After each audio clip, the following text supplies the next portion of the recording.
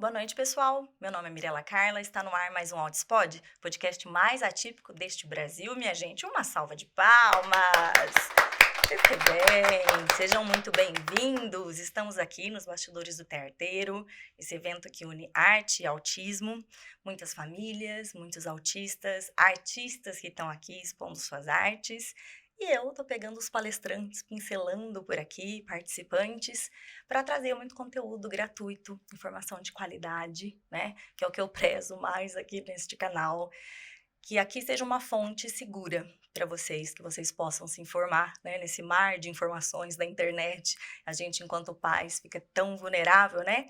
Tem coisa boa, coisa ruim, e é difícil a gente filtrar. Então, que aqui possa ser esse canal seguro para vocês.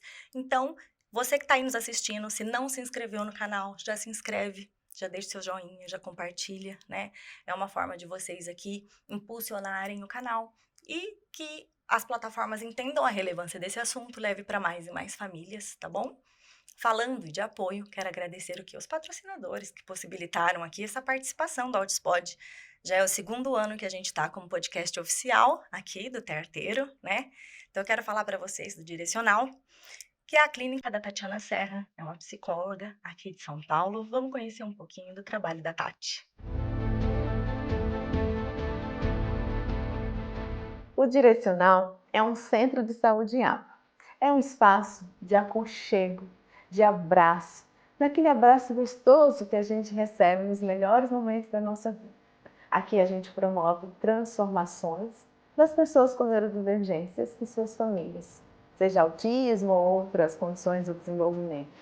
Aqui a gente acolhe, transforma e promove essa integração com a família e com a sociedade. E com as pessoas que aqui também estão. Eu costumo dizer que a gente funciona como uma grande família, onde as famílias trazem as suas fragilidades, as suas fortalezas, e nós, enquanto profissionais, fazemos um misto de transformações para que eles saiam daqui mais empoderados, mais fortes e tenham uma participação plena na sociedade.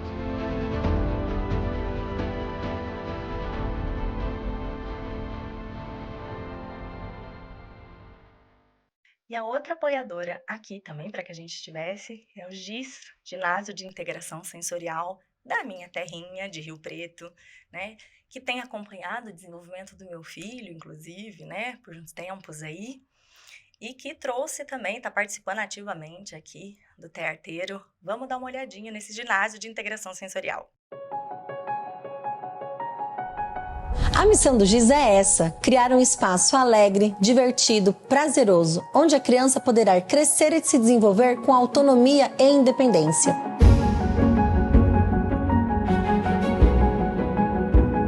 Após uma imersão realizada em 2019 nos Estados Unidos, com grandes referências da terapia ocupacional, me senti motivada a trazer um novo espaço de atendimento em formato de ginásio, que é o GIS. Algumas crianças podem apresentar dificuldades em desempenhar suas tarefas diárias, como usar garfo e faca para se alimentar, abotoar uma camisa, calibrar a força necessária para colorir, ficar sentado em uma cadeira na sala de aula, dentre outras que podem passar desapercebidas por falta de orientações ou informações. Essas crianças crescem sem ter um apoio e um suporte para se desenvolver de maneira completa.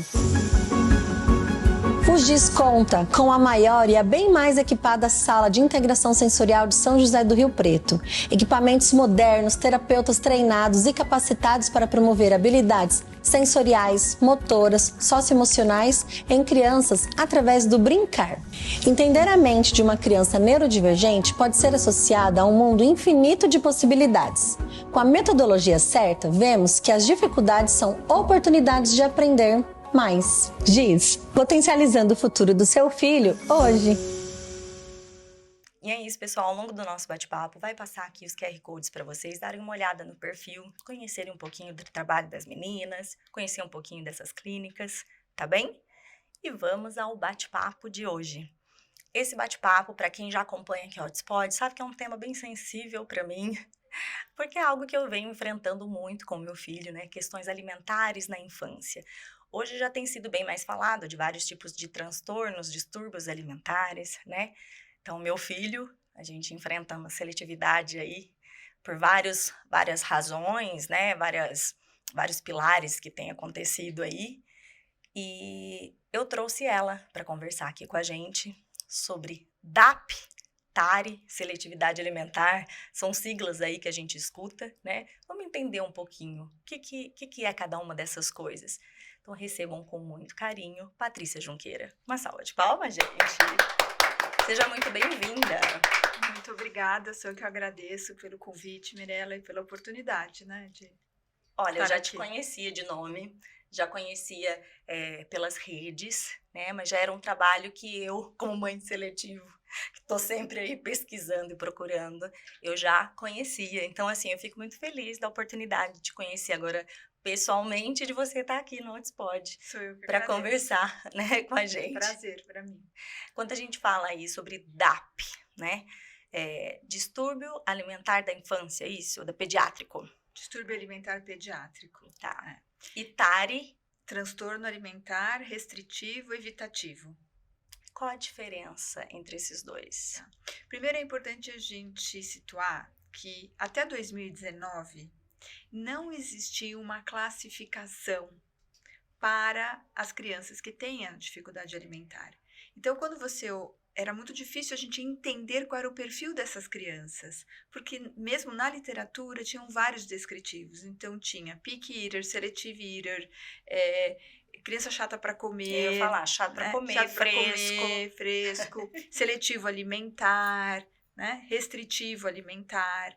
Em 2019 surgiu um consenso, né, que foi até interessante, que ele foi solicitado por uma ONG, que é de um grupo de mães de crianças com dificuldades alimentares nos Estados Unidos, que reuniu um grupo de pesquisadores, né, de uma universidade americana, e eles definiram um consenso, que na verdade é um grande termo guarda-chuva, que é chamado de distúrbio alimentar pediátrico, que é o DAP. Tá. Né? Em inglês é Pediatric Feeding Disorder, só que no português o disorder acabou virando distúrbio porque não tem, né, desordem em inglês. Então, esta classificação ela veio unificar, né, muitas das classificações que existiam, muitos nomes. Então, basicamente, para ficar claro, o distúrbio alimentar pediátrico, para ser caracterizado, ele tem 4 domínios. Então, o domínio médico. Então, uma criança, para ser caracterizada com distúrbio alimentar pediátrico, ela tem que ter uma ingestão limitada, né? Uma ingestão oral limitada por mais de um mês, né? E que tenha como característica um desses domínios, desses 4 domínios. Então, um domínio médico, então a criança tem ou teve alguma dificuldade orgânica, então uma constipação, os problemas gastrointestinais, uma cardiopatia, um problema neurológico. Ela tem que ter também uma questão nutricional, então um déficit nutricional, que seja ou uma obesidade ou uma desnutrição, algum impacto na nutrição, na habilidade para comer. Então, a criança com DAP, ela tem uma dificuldade oral, né? Para mastigar, para lidar com determinadas texturas na boca, né? E algum impacto psicossocial. Então, aquela criança que come em determinados locais, evita sair de casa para se alimentar e que tenha um impacto também social. Tá? Não precisa ter alteração nos 4, mas pelo menos em algum deles. Né? Então, o DAP seria isso, ele ocorre na infância, né? Ele é pediátrico e ele tem que ter, geralmente ele tem esses 4 pontos que precisam ser investigados para a gente fechar o diagnóstico. Tá? O TARI, que é o transtorno alimentar restritivo evitativo, ele é um diagnóstico psiquiátrico. Ele está no DSM-5, que é o Manual de Psiquiatria. Tá? Qual a diferença básica? O TARI ele pode aparecer em qualquer fase da vida, não apenas na pediatria. Um adulto pode ter TARI, um adolescente pode ter TARI. Tá? Geralmente não está associado a alguma inabilidade motor oral. Então, a criança ou o adulto tem toda a possibilidade para mastigar, para comer, só que ela não faz. Né? Outra questão também, ele não tem impacto orgânico. Normalmente, a criança não tem uma causa orgânica que justifique o comportamento alimentar dela. Então, no TARI, ela tem muito forte as questões psicossociais. Então, são crianças que comem só em determinados locais, têm rituais com utensílios, né? São crianças que às vezes pode ter uma rigidez muito grande, né? Então, esse aspecto emocional é muito significativo. Ela é uma criança, pode ser, né? Não tem a inabilidade motor oral, tem um impacto nutricional importante. São crianças que podem ter impactos, assim, desaceleração na curva de crescimento, desaceleração no ganho de peso, né? E não tem alteração com relação à imagem corporal. Então, ele se difere, né, de outras alterações como a anorexia. Então, ele pode aparecer em qualquer época da vida e está associado a questões psicológicas, questões nutricionais, né? Basicamente. Quando a gente fala seletividade no autismo, a seletividade é um sintoma. tá. A seletividade é um sintoma, então ela não é um diagnóstico, ela é um sintoma. Ela pode aparecer tanto no DAP quanto no TARI. Então, ela é um sintoma. Então, a criança pode ser seletiva, né? E essa seletividade, ela pode ser uma seletividade leve ou extrema. Qual é a diferença? Extrema quando ela deixa de comer grupos alimentares inteiros. Sim. Então, quando a criança não come nenhuma verdura, nenhum legume, Sim. né? Então, é uma seletividade extrema. Uma seletividade, às vezes ela não come chuchu, não come banana, mas ela come outras frutas. Se você é essa que mãe não que impactam. fala, tipo assim, meu filho é seletivo, ele não come brócolis, você me irrita. No caso, eu tenho raiva de você, no caso. Né? Tipo assim, não, você não sabe o que é seletividade, minha querida. Seletividade extrema. E o mais importante é descobrir a causa. Sim, a causa da seletividade. A causa que da pode ser seletividade. mais de uma, né? A causa pode ser mais de Multifatorial. Multifatorial. E ela, normalmente, ela está por baixo de um outro problema. Então, uma criança ela pode ser muito seletiva porque ela não tem conforto oral para mastigar determinadas texturas. Uhum. Então, o que eu vejo hoje é que se olha muito o comportamento da criança. Então, a criança seletiva é como se fosse um rótulo. O comportamento dela é seletivo. Mas o que justifica esta seletividade? Ela tem constipação? O intestino funciona bem? Ela tem alergias alimentares? Ela sente dor ao deglutir? Ela pode ter uma esofagite eosinofílica? Então, se atribui muito, eu vejo dentro do autismo, a dificuldade alimentar às questões sensoriais. Mas nem tudo é sensorial. Ah, sim, sem dúvida. Eu acho que fácil fosse se fosse um negocinho só, né? Só sensorial, só comportamental. Eu não sei se tem casos que são mais simples, assim, que você consegue dar apenas uma causa e trabalhar exclusivamente nisso, né? No caso do meu filho, é um conjunto. Então, ele tem essas questões motoras, porque nos autistas como um todo, eles têm questões motoras, eles têm prejuízos motores ou maiores ou menores, né? Então, meu filho, ele tem uma hipotonia como um todo, e ele tem as questões de mastigação, não são importantes, assim, não são, como que eu posso dizer que não são, né, o menino seletivo, assim, então, mas eu sei que isso prejudica, ele tem muita dificuldade com pedaços grandes, então sempre coisinhas muito pequenas, ficou muito tempo só no líquido, ele, criancinha, eu não conseguia sair da papinha, eu lembro de outras amigas fazendo aquele BLW, e eu pensava, como? Tipo, eu via crianças pequenas, pegava uma banana e mordia, eu lá no amassadinho, raspando maçãzinha, as crianças pegando uma maçã e mordia, aquilo bugava meu cérebro, porque eu ficava, como que eu vou chegar nisso? Meu filho não come pedaço nenhum, qualquer pedaço ele cuspia, né, enfim, quando eu não sabia do autismo dele, no caso. E então ele tem dificuldade com pedaços até hoje, né, eu fiquei muito tempo na mamadeira, até 5 anos e meio dele, sem nenhum alimento sólido, sem nenhuma comida. Então, assim, exclusão de grupos alimentares? Não, todos, total. Assim, só no mamadeira, café da manhã, almoço e janta. A gente foi para os sólidos faz 1 ano e meio por aí, ele tem 7 anos. Tudo muito picadinho, enfim. Então, tem a questão da mastigação, tem a questão sensorial e tem a questão comportamental. E aí, o quão complexo. Você vai vencendo uma, você vence outra, vence outra. Então, tudo trabalhado em conjunto, né?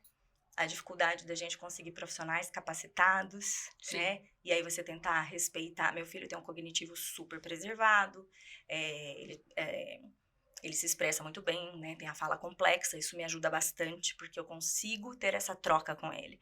Você consegue me explicar, filho, me fala o que tá ruim, o que te dá essa náusea. Então, a gente tem caminhado junto, porque eu tenho essa facilidade de hoje a gente conseguir ter essa troca, para eu conseguir de uma forma respeitosa ajudá-lo. Mas é aqui, assim, uma luta. As causas de dificuldades alimentares, elas são sempre multifatoriais. Sempre multifatoriais. Não é uma causa.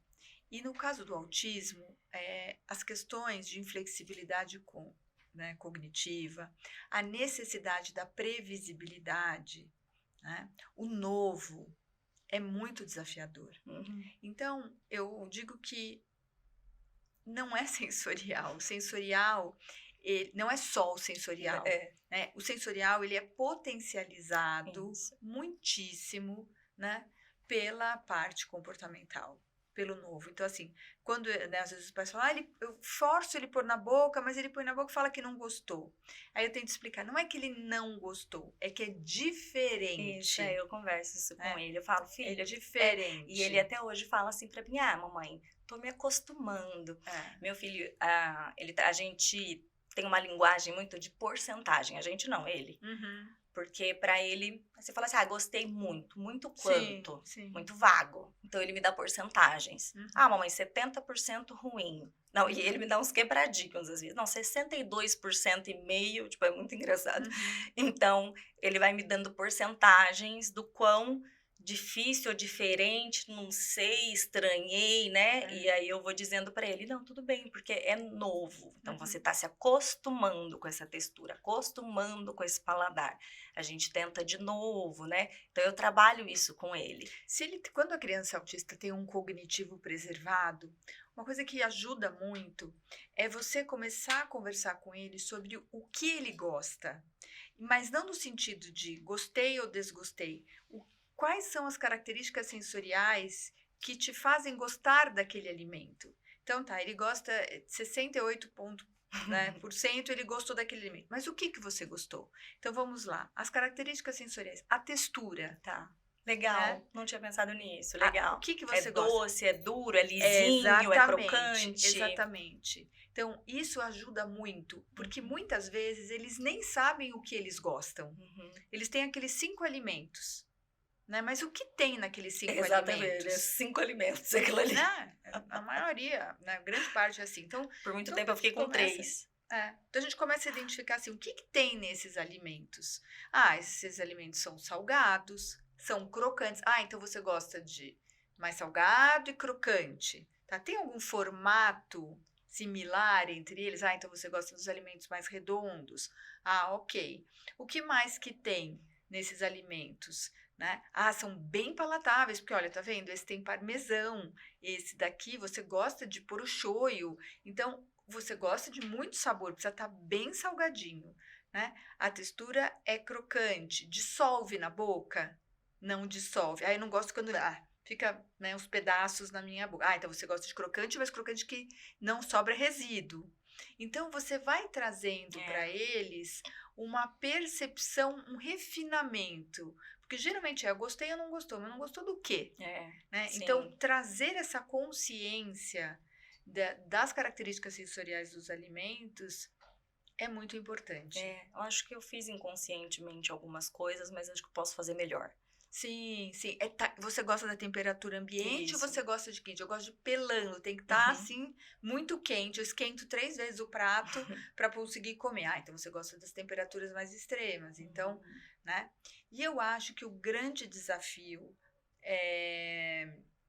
da alimentação para criança autista é a forma como a gente enxerga a alimentação também. Né? É sempre uma tentativa de fazer a criança comer, querer que ela consiga atingir marcos que talvez não esteja ainda ajustado. Então, você me disse, né? Eu via outras crianças comendo, mordendo uma maçã e falava, quando ele vai comer pedaços? E aí fica aquela sensação, né, de frustração, Sim, porque sim. não tá bom, e aí eu tento avançar a textura e não vai, e como assim ele tem 5 anos? E talvez, se a gente um dia tiver um diagnóstico precoce, uma orientação precoce para essas famílias, a gente possa... Vamos expandir Se esses libertar. pastosos, esses pastosos. Se ele está aceitando o pastoso, vamos fazer com que ele coma com prazer esse pastoso? Que ele curta comer? O Que ele prazer, olhe. o prazer. Eu vejo muito nos autistas e as abordagens, né? Eu, felizmente, eu fiz minha formação nos Estados Unidos, mas eu fui direcionada para um centro que não era comportamental, raiz, essência. Então, eu pude aprender também que comer vai muito além, né, do alimento, da nutrição. Então, o que eu vejo é que, assim, existem muitas teorias de que vamos fazer a criança pegar, cheirar, tocar, né, até que um dia ela coma, mas o processo da refeição, o processo do preparo, o envolvimento da criança nesse momento acaba ficando em segundo plano, porque a meta é fazer a criança comer, ampliar o cardápio. Hoje ela come 5, eu quero que ela coma 6.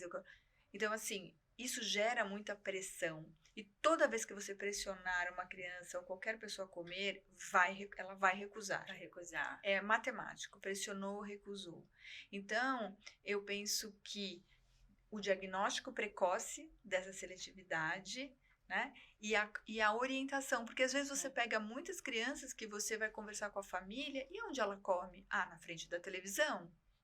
Ah, no tablet. Mas ela não senta à mesa? Não, nunca sentou. Então, nós vamos perdendo ao longo do caminho pontos que são essenciais para o aprendizado alimentar de uma criança. Pela dificuldade, você vai, tira da mesa, põe a tela, põe o distrativo, ao invés de entender o porquê. Talvez, naquele momento, avançar na textura não fosse seguro.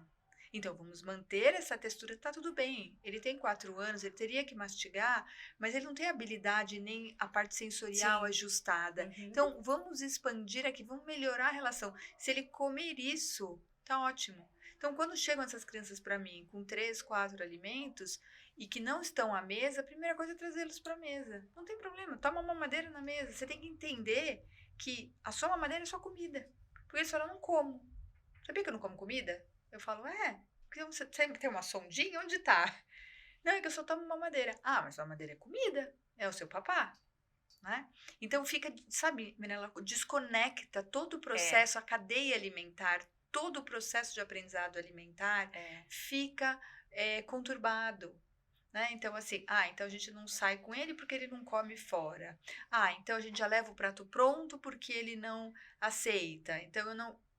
Então, assim, claro, né? Existem crianças que não vão comer mesmo e que você tem que se resguardar da nutrição, da saúde dele. Mas em casa, né? Então tá bom, você vai tomar o seu mamá. Claro, tem a rigidez tudo, mas tem etapas a serem seguidas, né? Tem formas. E eu tenho 34 anos de formada e há 15 que eu trabalho com questões alimentares, né? Hoje, dentro das crianças com autismo, eu não trabalho com a criança, eu trabalho com a família. É sempre a família, né? Eu não trabalho... Assim, já houve uma etapa na minha carreira que eu atendia as crianças e fazia sessões com eles. Só que o que eu fui percebendo? Que eles comiam comigo, mas eles não generalizavam. E eles falavam, eu como com a Paty. E a mãe chegava em casa e fazia a mesma receita. Mas você comeu na sessão. Não, mas eu comi lá. Aqui eu não vou comer. Aqui eu quero minha mamadeira. Aqui eu quero meu biscoito recheado. Entende? Então, eu comecei a perceber que, por meio do trabalho com a família, né, que não é simples, mas mexendo o ambiente, né, e entendendo quais são as preferências sensoriais dele, nós íamos conseguir juntas, né, caminhar gradativamente e, infelizmente, claro, a gente não pode falar 100%, mas tem tido bons resultados. Porque a partir do momento que a família entende né? Os autistas também, com relação à alimentação, têm muitos desafios com relação à percepção da fome e saciedade. Sim, bastante. Muita Bastante, dificuldade na não entendem. interocepção. Isso. Né? E isso angustia muito as famílias, Sim. né? Fazendo com que às vezes eles superalimentem, antecipem. Uhum. Né? Ah, ele não sente fome, então eu já vou de 3 em 3 horas, eu dou um baita shake para ele ficar nutrido. Só que aí, esse baita shake, né, às vezes demora para ser Digerido, absorvido, sim. pode causar um desconforto, Sim. né? E às vezes os não verbais, a mãe acha que toda hora tá com fome, tá com fome, tá com fome, Certamente. Não vai verbal super dificulta alimentando. todo o processo, né? Para você conseguir fazer essa leitura toda. Sim. Né? Então, sabe, é sobre isso, ajudar as famílias, principalmente as mães, a refinarem o olhar para esse comportamento.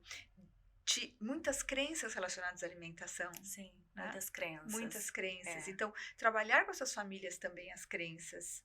Né? Porque essas crenças direcionam o nosso comportamento e criam expectativas. Como assim, meu filho? Você falou várias vezes aqui, né? Sim. Como assim não mastiga? Exato, né? São muitas coisas mesmo que a gente tem que trabalhar essas ansiedades, entender que seu filho não tá ali para suprir as suas expectativas, Sim. né? Então, para mim, um marco muito grande para mim, assim, porque tinha sempre uma pressão, as avós, tias, tipo, não vai comer, o Arthur tá comendo. Era aquela, assim, um evento, né? O Arthur na mesa, todo mundo prestando atenção. Era óbvio que ele se sentia super observado, né? E eu tinha uma dor muito grande da relação dele com a comida mesmo, no sentido de todas as memórias afetivas que eu sempre tive foram à mesa com a minha família. Minha família é enorme, farofeira, a gente tá sempre na mesa comendo. E o Arthur estava sempre muito distante, quilômetros-luz da mesa, né? Então, mesa de aniversário, cantar parabéns, ele estava lá no além, né? Então, sempre não partilhando. E aí eu falei assim, gente, esse divisor de águas, assim, de entender, eu preciso aproximar ele da mesa e da gente. E não é forçando com essas questões. Então, eu preciso que seja prazeroso, eu preciso que ele consiga sentir prazer, porque era sempre um tormento para este menino toda refeição. E era um tormento na nossa vida, porque quantas vezes a gente se alimenta por dia? Muitas. Não, eu tava assim, exaurida, esgotada, porque a nossa rotina é aquele caos. Então, eu falei, não. Chega disso. Ele não merece isso, eu não mereço isso. Acabou, para. Não quero mais saber de pressão para comer. Nós vamos respeitar, né? Nós vamos construir uma nova relação aqui de confiança, dele saber que eu não vou forçá-lo, ele pode se aproximar, ele vai ser respeitado, vai ser no tempo dele, enfim. E aí a gente começou a caminhar juntos, assim, já tem alguns anos isso, né? E a gente tem uma relação muito conectada. E eu comecei a tentar enxergar o meu filho, aquele indivíduo, quem é você, o que você sente, como que você tá, né? Vamos aprender, vamos caminhar junto, tá difícil pra você, a mamãe deve tentar te ajudar nisso, né? E aí que as coisas começaram a caminhar mais. Comecei a tentar estudar ao máximo, né? Sempre tenho estudado muito sobre, para ajudar o Arthur, né? E aí a gente foi tendo alguns ganhos, acredito, pra mim, é muito, porque a gente saiu do líquido total pastoso, ele tá comendo comida, né, ainda não tem toda uma autonomia, mas para mim é muita vitória, assim, de onde a gente estava para onde a gente chegou, né? Sem dúvida. E hoje ele tem uma relação de prazer com a comida. Então, hoje ele tá próximo, ele não fica afastando o meu prato, ele não afasta o dele. Hoje ele senta com a gente à mesa, ele senta em restaurante junto com a gente. Então, hoje a gente confraterniza, né? Então, isso pra mim é maravilhoso. Mas algo que você está dizendo que é muito importante de deixar claro, às vezes a criança não consegue chegar à mesa. Por quê? Porque o que está sendo oferecido não é de conforto nem visual, Cheiro, nem olfativo para ela. Então, por isso que eu falo, qual é o alimento de conforto da criança? Batata, é o que ele come. crocante, chips, não. Traz ele pra mesa que você com vai isso. oferecer. Fica Exato. longe, afasta, não precisa ficar comida em cima dele. Isso. E não precisa, e não é para ficar falando, experimenta, não quer comer, Exato. Põe um pouquinho, é uma delícia, a delícia é para você, não é para ele. Então, assim, respeite. Crie oportunidades. Isso. Né? Então, você pode falar, passa para mim, passa o sal, por favor, mexe meu suco, coisas, né, que a gente fala, interações não alimentares, Uhum. né? Mas envolver a criança. Isso. Então começa desde antecipar aquele momento, porque a hora de almoçar, todo mundo, tipo, não dá. É muito, né? Sai correndo. Muito abrupto. Muito abrupto. Então, tem uma transição para chegar à mesa? Sim, Tem uma etapa? O que funciona para ele? O que deixa ele regulado? sim. Como ele está, ele vai para a mesa com o alimento de conforto dele? Como ele está sentado a essa mesa? Uhum. Ele está confortável? Ele está aqui, a mesa está lá, ele está todo torto, né? A postura corporal é muito importante, ele está se balançando. Então, assim, o que a gente pode proporcionar de ajuste para ele ficar confortável? Uhum. Né? Quando às vezes a gente vai num restaurante, a mesa está muito baixa, ou está balançando, a gente pede para o garçom, né, pôr um calço, porque a gente se incomoda. Então, a postura dele é Sim, importante, sim. que ele tenha, né, um olhar para aquilo, né?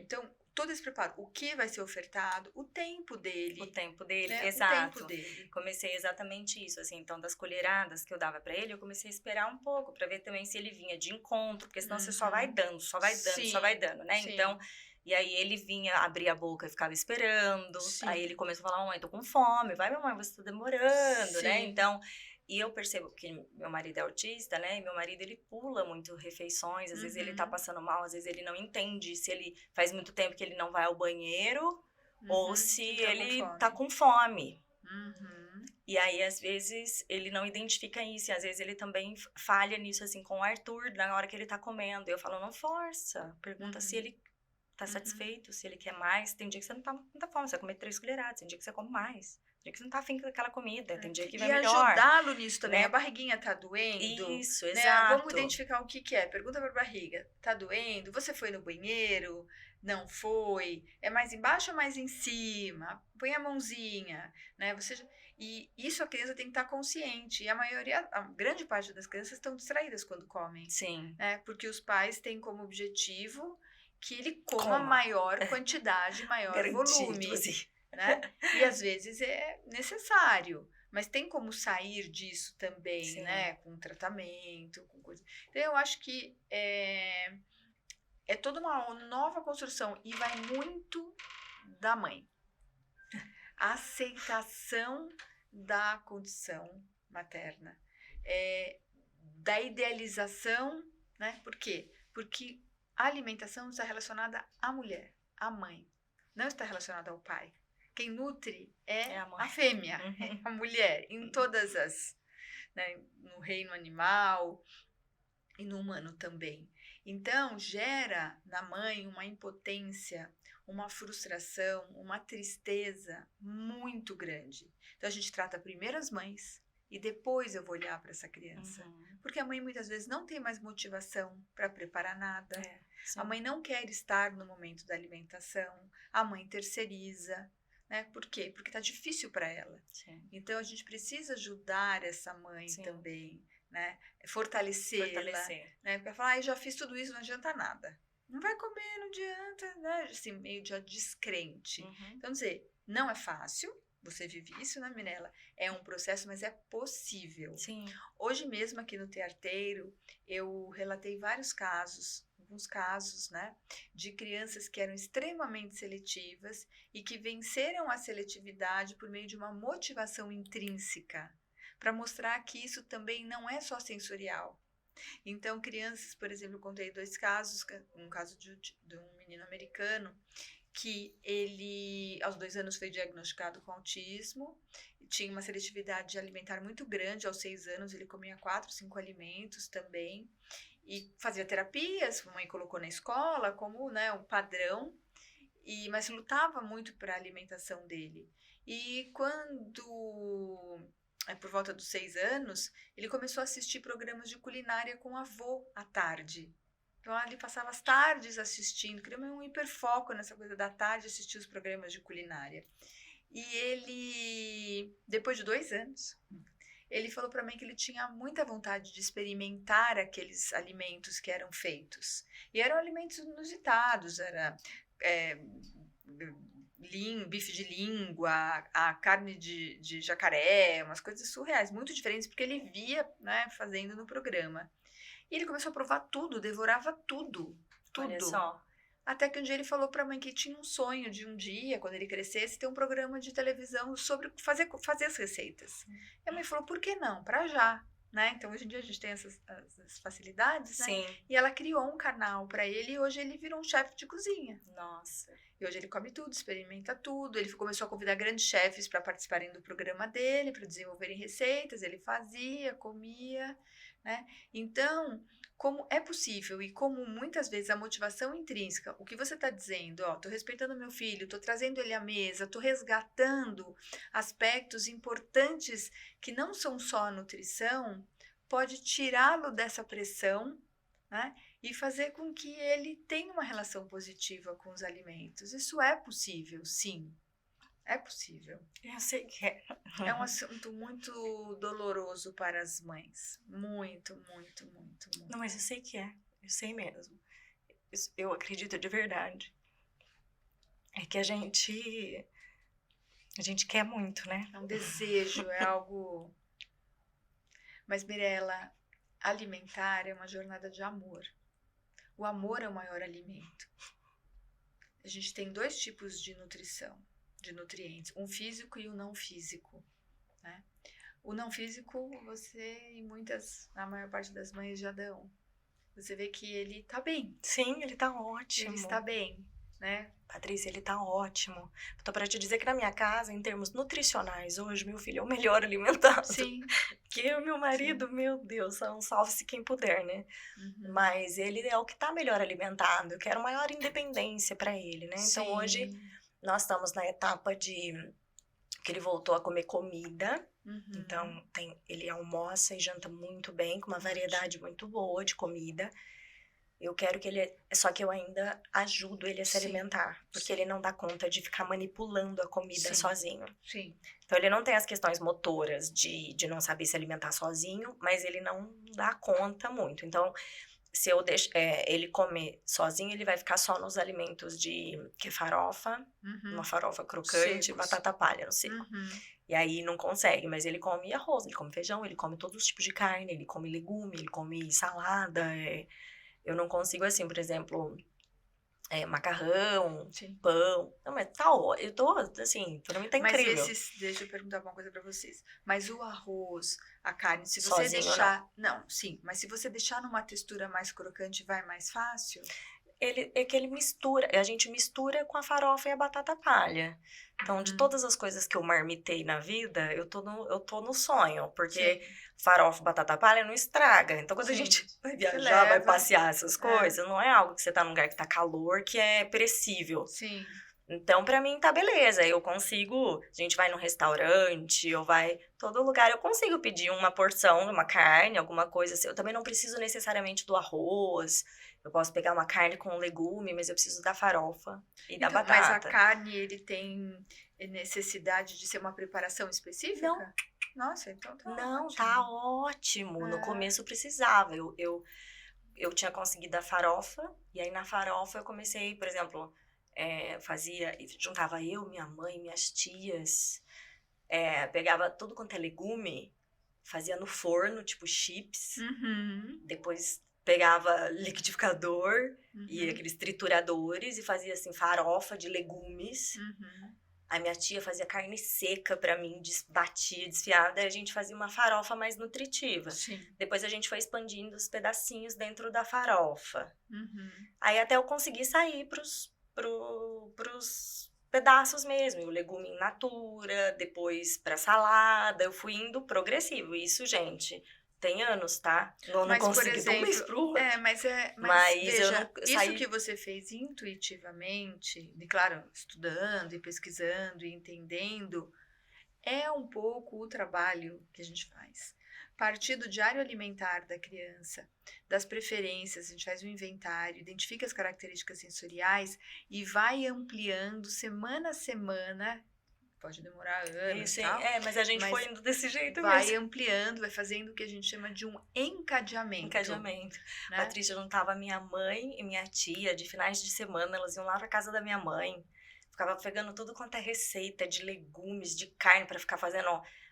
no forno e deixar bem crocante, porque Sim. não podia ter nada molinho. Sim. Tava tudo quanto é minha família assim, Se uniu, né? nossa, super, sabe? Minhas A tias... crocância, a textura é uma propriedade sensorial que impacta muito, Muito. muito na aceitação dos Isso. alimentos. Então, por isso que eu estava te perguntando, né? Se, como ele não tem autonomia para comer esses alimentos que não são ainda crocantes e dependem, gradativamente, se você começar a ofertar esses alimentos na textura crocante. Então, por exemplo, em vez de uma carne de panela, um croquete ou algo mais seco e você dá a crocância nesses alimentos. Talvez hoje né, ele- tem que testar, não sei, não É. conheço seu filho, a habilidade motoral dele e tudo. Mas eu Então, tô sozinho, dizendo pra assim, tentar desse jeito sozinho, você fala? você não quer buscar mais autonomia? Eu quero. Então, pode ser que ele olhar aquela carne às vezes ensopada ou aqueles pedaços seja um pouco aversivo ainda para ele. Uhum. Não conheço, tô falando, Não, né, que é com comum. certeza, Um pouco sim. mais aversivo. E Ele também na olhar um boca, nuggets pra ele, por exemplo, alguma coisa com casquinho bem sequinho, com certeza, até mesmo pra ele pegar. para ele pegar. Nada que meleque, Exatamente. nem imagina. Porque o finger food ele ajuda É. e também dá para espetar e colocar direto na boca. Isso. Né? Então você corta de tamanhos que. Então a gente usa muito esses alimentos que são secos, né? Então, qual que é a expertise, né? Eu entender quais são os desafios e ajudá-lo a tornar isso possível para Isso é ele. possível, é. Entende que isso é diferente, que eu queira que ele coma uma banana? Eu não quero que ele coma uma banana. Exato, não. Então, é isso que eu vejo muito nas terapias de autismo. Não. Ah, não, ele tem que comer as frutas. Vamos lá. Gente, Não. banana não, cara. Não dá. Não dá. Não dá. O que eu ainda falei pra ele, né? Eu falei assim, filho... e até ele conversando comigo, mas mamãe, fruta é tão diferente, né? Eu falei assim, filho, mas eu mostrei pra ele que tem, por exemplo, chips de banana, Sim. que tem chips de Sim. maçã, Sim. que o dia que ele achar que é confortável, a gente pode testar desse jeito primeiro também, que eu posso fazer até farofinha desses tipos pra ele provar também a farofinha e não pegar uma banana mole. Não. Porque, exato, são mundos completamente diferentes. Eu exigi isso do menino, na hora ele vai nausear, não Sim. tem a menor chance. Então, assim. entende porque vai caindo, vai complicando, porque qual mãe não sonha, né, da nossa realidade, mães, por exemplo, amassar uma bananinha, abrir uma banana e dar. Então, ela insiste muitas vezes com isso, causando uma aversão. Causando um comportamento de luta e fuga. Isso. Ele sai correndo. Isso é um processo de defesa. Sistema autônomo de defesa. Ele olha, ele sai correndo. Igual a gente olhar uma cobra. Se aparecer uma barata aqui agora, a gente vai, com licença, interrompemos a entrevista. Sim. É automático, é defesa. O coração dispara, a boca seca. Então, então, eu não vou tratar este comportamento. Eu vou entender o que está gerando este comportamento. E é esse trabalho. Então, hoje, dentro do que tem ali de oferta, por exemplo, uma pergunta, a batata e a farofa ele come sozinho? Come. Então, é porque ele tem um conforto. Tem. O resto ele não tem. Não. Então, gradativamente, se fizer, né, ainda você dando alimentos, a carne de uma forma mais seca. Mais seca, né, sem tentar ter um pedaço molho, sozinho. né, talvez ele consiga. Eu acredito que sim, vai ter que ser dessa forma mesmo, Sim. do mais próximo possível, sabe? Sim. O que ele tem feito hoje, né? A gente combina as colheradas para ele fazer, né? Ele monta, hoje ele tem montado, é uma arquitetura a colherada dele. Sim, a batata e a farofa embaixo, a comida no meio, a batata e a farofa em cima. Se fica muito descoberto ali as comidas, e ele sabe tudo que tem, tá no prato dele, ele vê tudo. Mas ele fala que ele não gosta quando a comida toca na língua dele. É, percepção. Só que o bolo da comida ele gosta. E aí ele elogia, ele fala quando tá bom, que tá gostoso, e ele come bem, muito bem, comida. Meus lanchinhos com ele é péssimo. Só que aí, por exemplo, eu tava na batata palha extra fina, aí eu consegui ir pra batata normal, consegui ir na Ruffles e outros tipos. Aí eu tava toda felizinha, que eu falei, quem sabe eu vou pôr alguns chips, alguma coisa. Aí depois não foi mais. Então eu tenho às vezes algumas coisas, assim, eu tinha feito farofinha de polvilho, indo pro biscoito de polvilho, foi um tempo, depois não foi. Ele consegue algumas coisas, eu acho que eu ganhei algo e depois não incorpora, não vai. Então, a gente tem algumas coisas dessas, assim, várias vezes. Uma coisa que eu uso muito, que é importante, registrar. Anota o diário alimentar, porque você vai vendo semana a semana onde falhou e aonde foi. Então, algumas mães eu falo, faz o registro, o que você ofertou e como foi. Como uma forma também de você olhar, porque a gente vai esquecendo o que vai fazendo no dia a dia, o que ofertou, o que deixou de ofertar, né? E entendendo, assim, qual é o conforto que ele precisa e fazendo combinados com ele também, né? Ah, você gosta desse crocante? Então, eu vou tentar, né? Ó, o que você achou disso? Ah, foi bom, teve a casquinha, foi crocante, e aí volta para as batatas e continua ainda expandindo, ainda no formato. Então, assim, tendo um alimento de partida, que a gente fala, você vai encadeando a partir daquilo, mas com este olhar, né, de trazê-lo à mesa, por exemplo, dele se servir. Isso dele é muito servir, de fazer importante. o prato, de retirar depois também. Não é só questão de retirar, mas é de participar do processo. Você é parte da casa, você faz parte do servir a mesa, do tirar a mesa, da rotina dessa casa. Me ajuda, busca lá o guardanapo para todo mundo. E assim, o comer faz parte, né? Como todas as outras rotinas dessa casa. Então, eu tento inserir ele em tudo. E aí, comer é mais uma das rotinas da nossa casa. E normalizar aquilo, né? E isso também quando a gente tá nas outras casas também. Vem aqui todo mundo ajudar, tá com os priminhos, ajuda aqui a colocar a mesa, busca tal coisa. Ele não fica pegando as coisas que não rela ele não pega nem, sei lá, uma garrafa de Coca-Cola, uma garrafa de Coca, ele não rela nem na embalagem de coisa que ele não come. Sabe? Então, mas aí ele me ajuda com as coisas que ele come. Mas gradativamente você pode trabalhar isso com ele. Faça tal coisa pra mamãe, não alimentares, entendeu? Aos poucos, porque talvez ele tenha sido um pouco pressionado, ele tenha na cabeça que se ele encostar ele vai ter que comer, ou se ele vai ter... Né? E também vai tem criando a questão... aquela rigidez, né? Exatamente tipo, o que eu falei. Pego, é não a relo, rigidez. não exato. Então, muito cuidado também com a forma como nós falamos para a criança. Então, porque assim, ele não come nenhuma fruta. Aí você já institui aquilo. Acabou. Você institui. Acabou. Ele não come nenhuma fruta. Eu tento quebrar essas coisas. Eu não gosto de tal coisa. Filho, você não provou, você não gosta ainda. Até ontem você não gostava de tal coisa. É só agora, uma fase. A mamãe não gostou. Agora eu gosto, agora eu também enjoei. Eu fico tentando, não valorizar as coisas. Exatamente. Porque ele fica criando padrões. E ritualizando. O tempo inteiro ele ritualiza. Então, eu não valorizo aquilo, sabe? Eu não deixo ele criar mais uma regrinha. Eu falo, não me vem mais com outro ritual, não. Sai pra lá com esse ritual que você tá criando aqui, que isso aqui não vai virar regra, não. Então, eu fico tentando fazer dessa forma, assim, sabe? Porque falou uma vez... Eles chegam pra mim falando, sabia que eu não como nenhuma fruta? Eu como tipo coisa assim, né? Aí eu falo, não, que suco de uva que você toma? Uva é fruta? Tipo, eles se assustam, sabe assim? Não, mas é industrializado. Eu como... Não, mas é fruta. Eles enlouquecem, gente, com essas rigidezes. Então, acho que tem que ir trabalhando mesmo, desconstruindo, se permitindo.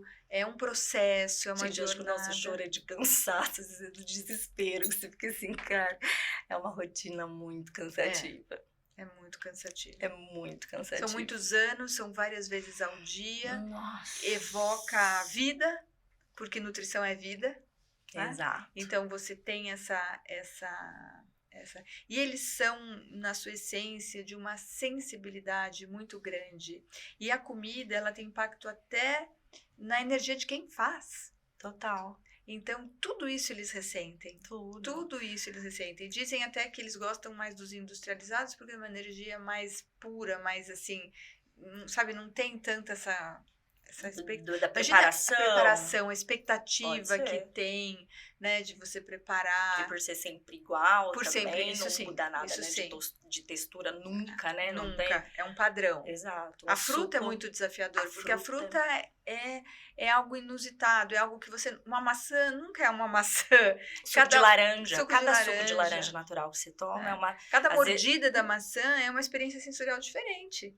Uma parte tá mais macia, a outra mais crocante, outra tem um suco, outra não. Sempre lisinho, não tem textura nenhuma, é sempre o mesmo gosto. Entende que a gente tem que levar isso também para alimentação, porque parece que a gente entende a inflexibilidade, da criança autista, mas na hora da alimentação Da não. alimentação, não. A alimentação tem que comer todas as batatas, todos os legumes, É. todos os vegetais. Eu vi esses tempos um estudo, não sei nem, enfim, a procedência e tal, mas fazendo uma correlação da quantidade, da preferência, eu não sei, o número de consumo de miojo por autistas. Você viu isso? A Fátima Dequanti, ela colocou eu Foi não vi essa ela. pesquisa, mas ela colocou que muitos autistas gostam do miojo, que é uma preferência, Cara, e todas as mães colocaram. E aí, Então. o meu marido, ele pode passar a vida comendo miojo, Sim. e o meu filho ainda não, porque ele não come a textura do macarrão. Mas eu tenho certeza, porque meu filho come a mesma bolacha, o mesmo lanche dele da escola. E foi engraçado que meu filho esses dias virou pra mim e falou assim: mamãe, porque tem outros autistas na sala dele, né? Eu não sei o que eles ficam conversando ali entre eles. Eu acredito que alguém falou pra ele que ele não parecia muito autista. Acho que comparando a questão de... porque tem alguns amiguinhos dele que falam, São verbais. outros que falam melhor, outros que não falam tão bem. Enfim, o Uhum. Arthur tem a fala desenvolvida. E acho que disseram pra ele que ele não parecia muito autista. E ele veio assim: mamãe, eu não pareço muito autista, né? Eu falei: você é super autista, Arthur. Falei pra ele. Aí ele: mamãe, por quê? Por que eu pareço tão autista, né? Falei: filho, você e o papai, vocês têm várias características e tá tudo bem, né? Eu falei: porque cada autista é de uma forma diferente, né? Mas você tem várias características dessas, e vocês dois são iguais, porque vocês são muito parecidos, né? Ele: mas o que eu faço de tão autista, né?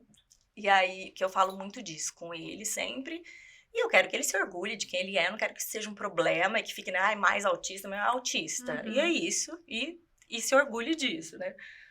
E aí, uma das coisas que eu falei pra ele, eu falei assim: por exemplo, você não gosta de nada diferente. Você e seu pai, sempre que eu ofereço qualquer coisa nova, vocês me barram na hora. Não, não, não. Eu tenho que falar 10 vezes pra vocês aceitarem e depois vocês gostam. Mas eu tenho que oferecer não sei quantas vezes pra vocês. Ai, não é assim, mamãe. Eu até gosto de coisa diferente, assim, às vezes, de mudar um pouco. Eu falei: Arthur, faz quanto tempo que você leva o mesmo lanche pra escola? Aí ele: anos, né, mamãe? Nossa, né, mamãe? Faz anos eu só levo o mesmo lanche, né? Aí eu falei...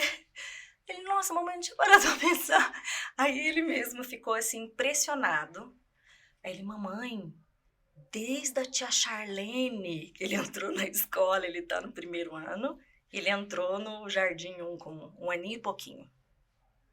Desde a tia Charlene eu levo o mesmo lanche pra escola. Falei: pois é, meu filho.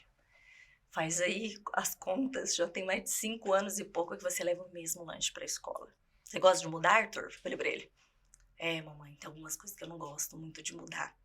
Falei: então, filho, quando vai a moça lá na casa da vovó e ela vai fazer faxina e ela muda um pouquinho os móveis de lugar, você não dá o maior escândalo na sala da vovó?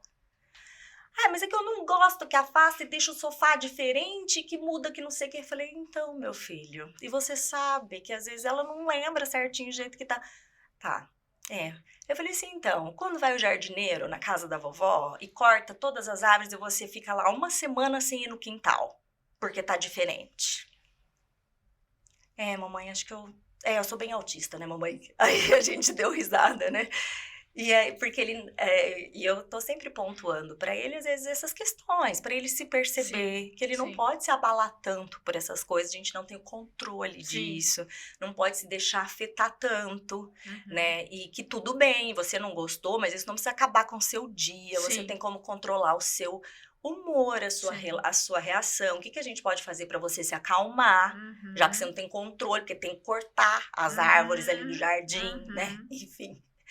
Então, isso do diferente é sempre muito desafiador. Com alimento, então... E aí cria esse ciclo vicioso. Por quê? Porque você tem certeza que se você mandar esse biscoito e esse suco, ele vai comer. Sim. Então, você não vai ser a mãe, né? Que vai deixar o filho passando que vai fome na deixar escola. o filho passar fome na escola. E aí você manda e ele acostuma, cria esse ritual e adeus. Não é sobre outro biscoito, é sobre o ritual. É o ritual. Né? Então, aí entram algumas estratégias comportamentais, alguns combinados, a previsibilidade, para você colocar na porta da geladeira e combinar. E aí tem muita conversa, e aí tem as estratégias comportamentais também, né? E você viu um tempo, acho que foi no passado, uma criança que também comia só um biscoito específico, acho que era o único alimento que ele comia além do leite, e pararam de fabricar. Sim, foi. Eu lembro, era até da marca Marilã. Eu fui Marilã. uma das que escrevi um monte pra Marilã, pedindo É.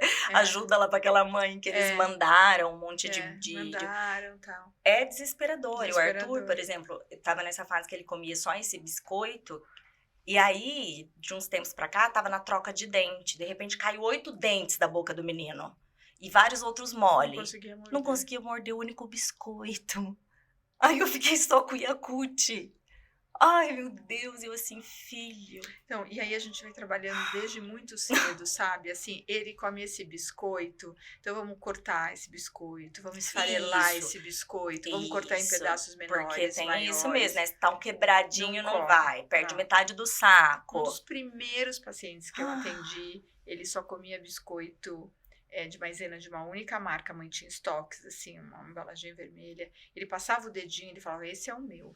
Ele não sabia nem ler, mas ele falava, esse é o meu, ele não comia. E se tivesse quebrado, ele não comia. meu Mas filho é assim inflexibilidade. É inflexibilidade, No caso dele. totalmente. Então, a isso. gente parte disso, Sim, né, para expandir para outros, isso. né? Parte do que é. E aí, fazendo o gancho aqui com o tearteiro, essa possibilidade da arte, eu uso também muito de incentivar aquarela, mesmo a culinária, porque é imprevisível, eles ficam enlouquecidos, né? Porque eles não conseguem Não consegue o manter. contorno. Na hora que você joga o Tipo, guache, assim, Sem ter fica o uma coisa controle. louca, ele fica torto, quero fazer outro, não consigo, mas é um exercício. E a mesma coisa, mesmo que ele não consiga manipular o alimento, mas que mexa, Uhum. que esteja ali, É. é imprevisível, vamos fazendo. Eu tive uma criança que ela só comia o bolo de chocolate se fosse na forma de coração, que a mãe um dia fez, e aí ele só coração. Tem outros que só comem na forma de cupcake, se for o bolo grande, não come. Então, antes de pensar em mudar o sabor, eu tenho que trabalhar essa rigidez. Exato. Eu tenho que trabalhar isso. Exato. Né? Até isso da escola, foi um dos combinados que eu fiz com o Arthur, né? De que eu perguntei se ele queria, se a gente poderia flexibilizar isso do lanche. E aí ele preferiu que a gente flexibilizasse em casa. Sim. Porque na escola, que todo mundo fica prestando atenção no que ele Sim, come, porque ele sim. sabe que ele não come como os amigos, e que então, que ele preferia em casa. Falei, não, então tudo bem. Aí você continua levando a mesma coisa na escola, e a hora que você se sentir mais confortável, a gente vai aumentando as coisas.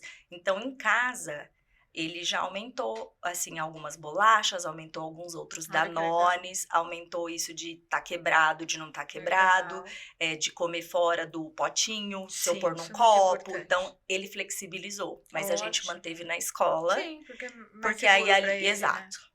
Então, aí a gente fez esse combinado. Então, até mesmo quando a gente viaja, se passeia, se não tem exatamente, eu consigo fazer algumas mudanças, mas acaba que a gente criou essa segurança nossa. Eu consegui expandir isso também para o meu marido e para minha mãe. Então, se tiver um de nós três, a gente consegue fazer alguma adaptação. Tipo, ó, não tem tal coisa, Arthur. Nós temos essa opção. É o que a gente tem aqui. Nós vamos ter que fazer funcionar desse jeito. E aproveita nessa hora e também fala que as opções... Ó, esse também é crocante. Isso. Esse também é de chocolate. Esse também... Por as similaridades, né? Sempre pelas características sensoriais. É isso que conecta. Né? Porque, veja, se você me oferecesse isso aqui, eu ia falar, o que é? Aí você ia falar, é um drink. Aí eu ia perguntar, o que tem? Sim. Aí, né, você se ia não falar... é muito assim, como que eu vou dar uma bicada nisso se eu não sei nem o que é? Sim. Mas aí você fala assim, tem vodka. E se vodka é algo que eu gosto e me faz bem, eu vou e dou uma bicadinha. Agora, se você faz vodka e vodka eu tenho uma experiência péssima, eu odeio o sabor da vodka, eu falo, obrigada, eu não quero. Sim.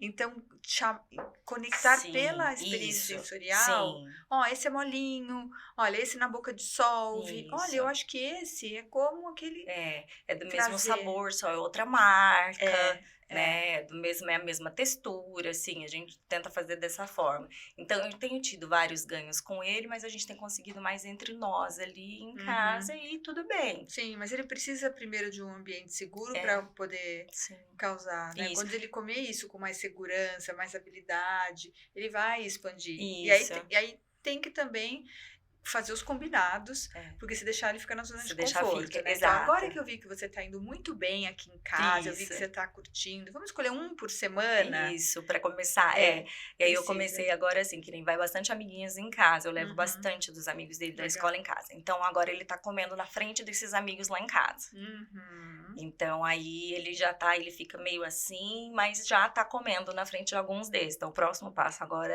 seria exatamente esse Sim. combinado aí. Sim. De uma vez E na vai semana e sempre colocando pela preferência dele. O que tem nesses desses que é o alimentos que é o que ele mais gosta, que né? ele mais gosta e tenta deixar os outros na mesma característica para buscar essa autonomia, né? Porque pode ser que num dia que você não esteja, ele vai comer a farofa e a batata sozinho.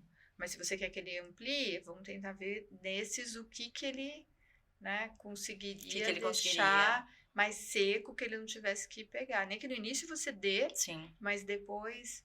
Então, eu entendi que foi lá de trás toda uma... porque nós começamos a falar, pela falta de profissionais, pela falta de capacitação profissional, vai muito nessa coisa, não, tem que expandir, tem que evoluir textura, ele tem que mastigar, senão ele não vai falar, e começam as Sim. crenças. E aí a mãe vai e força, e distrai, põe na boca, enfia a criança chorando, coloca lá, e assim, a mãe faz o melhor que ela consegue, Sim. o melhor. Só que muitas vezes muito mal orientada. Muito mal orientado. E muito estímulo dentro da boca. Eu fiz um post ontem, assim, porque ontem mesmo recebi 2 casos de outro estado. E assim, fazendo estímulos orais para que a criança coma. Então, fazendo uma dessensibilização oral, colocando escovinhas, colocando temperaturas diferentes na boca para que a criança coma. Então, isso causa mais aversão. Não é o exercício que faz a criança comer. Comer é muito mais complexo.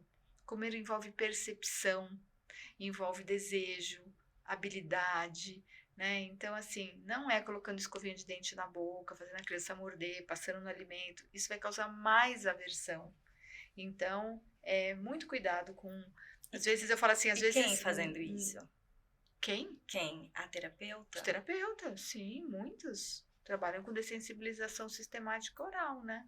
Essas crianças deixam esses toques? Usam várias técnicas, inclusive vibração, e algumas crianças são forçadas. Ai, gente. Assim, olha, Patrícia, tem uma coisa que eu não deixo mais, assim, fazer com o meu filho. É uma coisa, assim, você fala assim, ai, não, mas vai se adaptar. Não, não vai. Não. Ai, tem um tempo de adaptação. Não, tempo nenhum de adaptação. Qualquer coisa que meu filho for submetido tem que ser um negócio que ele queira e que seja extremamente legal. Eu não vou deixar forçar mais nada no meu filho, nunca mais. Não que eu tenha deixado muitas coisas, mas as pouquíssimas coisas, assim, eu já me arrependo. Ele era muito pequenininho e se tem algo que eu tenho prezado já tem alguns anos, graças a Deus, é pelo respeito ao indivíduo que ele é. Eu fico inconformada com esse tipo de abordagem, assim, invasiva do corpo do outro, Sim. sabe? Do indivíduo, uma falta de respeito com aquela criança, sabe? Com aquela família. Eu não sei como que algo que provoca um choro, uma aversão no outro, de alguma forma, possa trazer uma aprendizagem. Sim. Assim, eu não consigo casar uma coisa com a outra. E quando as famílias chegam para mim falando assim, eu pergunto, né? Como é o momento da terapia, né? Com ele, voltar. Ele chora, ele grita, ele sai correndo. Eu falo assim, para. Ninguém aprende chorando. Inimaginável. Ninguém aprende com dor. Hoje já se estuda tanto a questão do estresse na sala de aula, né? O quanto tem que ser um ambiente favorável, um ambiente amistoso, quanto o aprendizado está relacionado à emoção. Você está sob estresse, você emburrece, a gente não fala, eu fico burra quando eu estou nervosa, porque eu não consigo pensar. E como você vai comer se você está sendo forçado? Exatamente. Né? Se você tem uma recompensa. Então, assim, eu não acredito nesse tipo de abordagem, porque eu entendo a alimentação para além disso.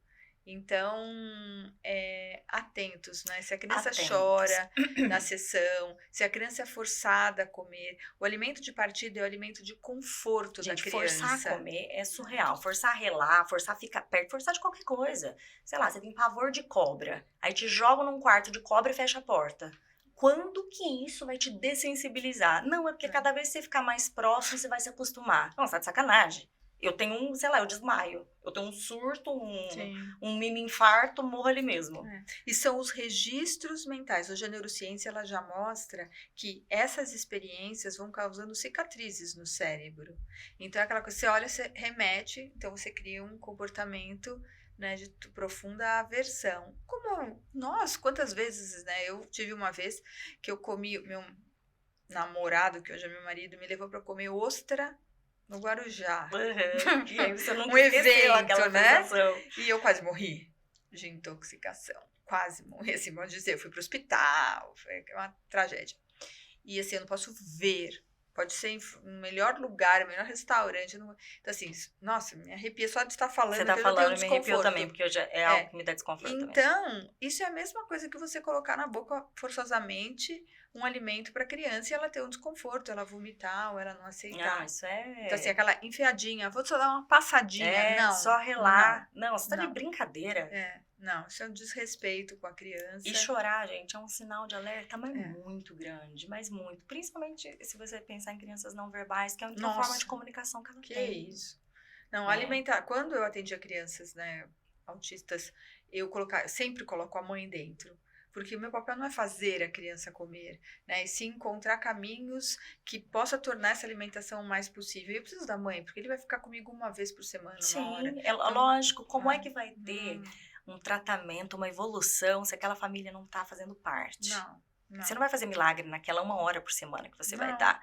Então, aquela família, ela tem que estar vendo, ela tem que estar assistindo para reproduzir aquilo ao longo da semana, entender daquele manejo. Tem que fazer parte, tem que estar integrada. E eu acho que a alimentação no autismo, ela é um tabu, assim, é algo também que ninguém quer muito... É melhor não falar. Quantos eventos de autismo nós já tivemos nesse ano? Quantos falaram de alimentação? Pouquíssimo. E quando tem, é uma coisinha, é uma abordagem menor. Eu mesma, na fila dos atrasos que o Arthur tinha, das dificuldades que eu tinha para enfrentar, eu deixei a seletividade por último. Sim. Porque era uma coisa que, assim, todas as outras questões do Arthur, eu fui focando. Como ele não... ele tinha vários atrasos, mas como a parte biológica dele, genética, era favorável, não tinha comorbidades nem nada, então ele foi desenvolvendo. Então aquilo eu peguei, eu estudei um monte, eu parei de trabalhar, eu fiquei focada. Então, foi desenvolvendo. A alimentação não, foi só piorando. Aí eu disse, poliana, vou olhar pro lado bonito da coisa, o negócio que tá desenvolvendo. E vou ignorando a alimentação, tá ruim, tá péssima, né? Tipo, porque eu não conseguia abraçar o mundo e eu também não tinha ajuda. Escolhe batalhas, né? Exato. Não tem jeito. Então, foi o último que eu fui pôr a mão.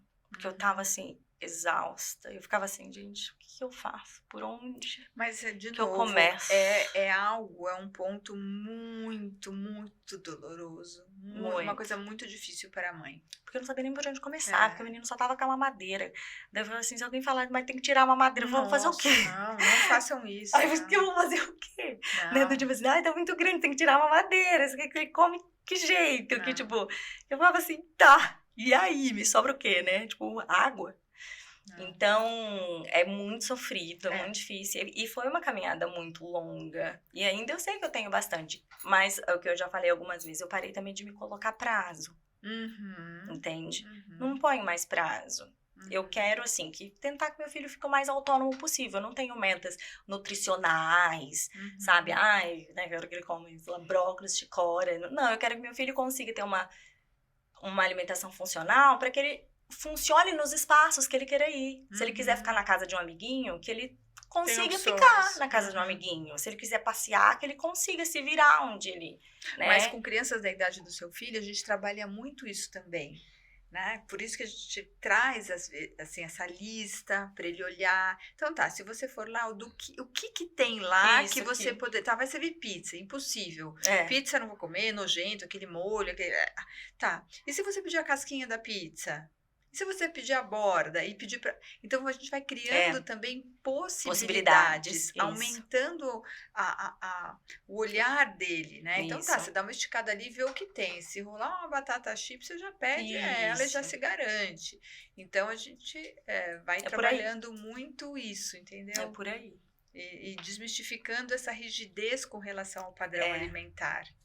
Né? Acho que é um pouco sobre isso. E que é possível, né? É possível, claro. Temos muitos casos, até o seu próprio caso, Sim, né? Que sim. já saiu da mamadeira, já está comendo. Isso. Só que é aquilo. Existe o ideal e o possível. Sim. Né? Então, nós, mães, queremos sempre o ideal relacionado à alimentação. Mas o que é possível para o meu filho? Né? Que vai deixá-lo confortável, nutrido e participativo. Integrado. Integrado. Onde ele frequenta. O Onde que ele vai, frequenta. né, possibilitar essa integração dele. E Às aí vezes é eu isso. falo, eu quero que ele coma sólido, mas assim, o pastoso não tá indo bem, vamos separar, vamos deixar, ele não come com autonomia, tá? Então, calma, vamos dar um tempo para ele. Por isso que eu não associo idade cronológica à habilidade. Eu avalio os aspectos que ele tem de condições sensoriais e habilidades. Seu filho, você está me contando, não sei a história dele, mas ele tinha uma inabilidade motora Sim. também, que causava um desconforto para ele, mais dificuldade. Então tem um processo, né? Tem um processo até você adquirir essa competência. Exatamente. Precisa dessa habilidade também para comer. Patrícia, muito obrigada por esse bate-papo, pela sua participação. Foi um prazer te conhecer. Um prazer muito grande poder conhecer também um pouco mais da sua história e falar para sua audiência também, né? Que tenha tocado o coraçãozinho aí das mães, acho né? Que é um sofrimento muito grande para muitas famílias atípicas. E eu não sei se você sabe, eu tenho alguns livros publicados. Sim, eu sei, mas pode falar deles. Eu tenho um que eu escrevi especificamente para mães, que é Por que Meu Filho Não Quer Comer? Que traz uma visão além da boca e do estômago. Né? A primeira edição vendeu 15 mil exemplares. Eu ia falar até porque meu filho não come, é porque meu filho não quer comer. Não quer comer, uma visão além da boca e do estômago. E aí ele traz as principais razões pelas quais a criança pode não comer. E eu escrevi para mães, porque elas chegavam com a dor e a queixa, né, do filho que não come, com as lágrimas. A culpa não é da mãe. Comer é complexo, precisa de muito apoio, de muita paciência e de esperança. Sim. O pessoal que for no seu perfil lá no seu Instagram, tem um link para o pessoal achar esses livros da edição. Sim. Pode ir no @patricia.junqueira ou no @Instituto Infantil. Que vai encontrar. Que vai encontrar o link dos livros. Então acessem lá, pessoal. Acessem também lá o perfil dela. Tem bastante conteúdo. Sim. Né? Tá sempre atualizando lá para acompanhar o trabalho da Patrícia. Muito obrigada, Miriam. Obrigada mais uma vez, viu? Obrigada. Pessoal, fiquem ligadinhos. Então, não deixem de se inscrever no canal. Até o próximo episódio. Um beijo. Tchau, tchau.